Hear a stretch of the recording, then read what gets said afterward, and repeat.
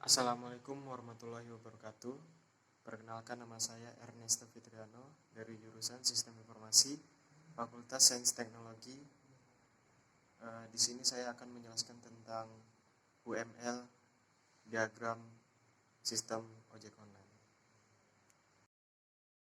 Nah, di sini judul saya adalah perancangan ojek online. Nah, pengertiannya adalah aplikasi ojek online merupakan aplikasi yang bisa melakukan pemesanan ojek dan menampilkan rute, jarak, dan harga.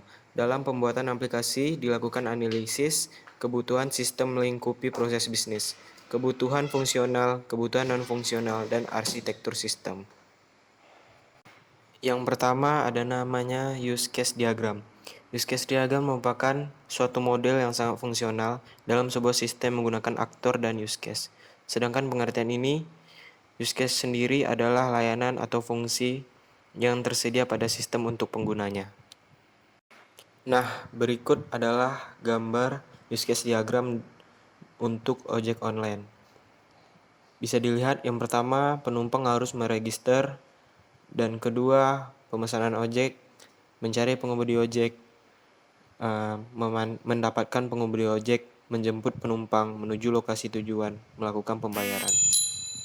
Begitu juga pengemudi ojek online menerima, menjemput penumpang menuju lokasi tujuan. Nah, yang kedua ada namanya activity diagram. Activity diagram mendeskripsikan proses bisnis dari sistem serta menjelaskan menu apa saja yang ada pada ojek online. Activity diagram menggambarkan aktivitas yang dilakukan oleh sistem, bukan aktivitas dari aktor. Activity diagram adalah suatu yang menggambarkan berbagai alir aktivitas dalam sistem yang sedang dirancang. Bagaimana masing-masing alir berawal, decision yang mungkin terjadi, dan bagaimana mereka berakhir. Activity diagram juga dapat menggambarkan proses paralel yang mungkin terjadi pada beberapa eksekusi. Nah, berikut adalah contoh gambar activity diagram. Yang pertama, penumpang harus memasukkan username password, memvalidasi data login, dan mengkonfirmasi, dan input pilih pesanan, cari driver kosong, pemberitahuan pesanan, konfirmasi driver, konfirmasi pesanan, simpan data, update data, dan tampil data. Oke, yang ketiga ada namanya sekuensi diagram. Sekuensi diagram menggambarkan kelakuan perilaku objek pada use case dengan mendeskripsikan waktu hidup objek dan message yang dikirim dan diterima antar objek. Oleh karena itu, untuk menggambarkan diagram sekuen maka harus diketahui objek-objek yang terlibat dalam sebuah use case beserta metode-metode yang dimiliki kelas yang diinstansi menjadi objek itu. Nah, berikut contoh gambar use case diagram. Use case diagram mempunyai dua di objek online. Yang pertama ada namanya user. User, sistem meminta username dan password user. User memasukkan username dan password. Sistem memverifikasi username dan password user. Sistem meminta pilih menu layanan. User memasukkan pilihan menu layanan.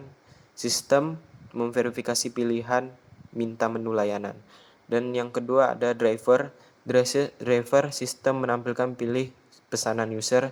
Driver menerima pesanan. Sistem memberitahu penerima pesanan. Nah, yang terakhir kelas diagram.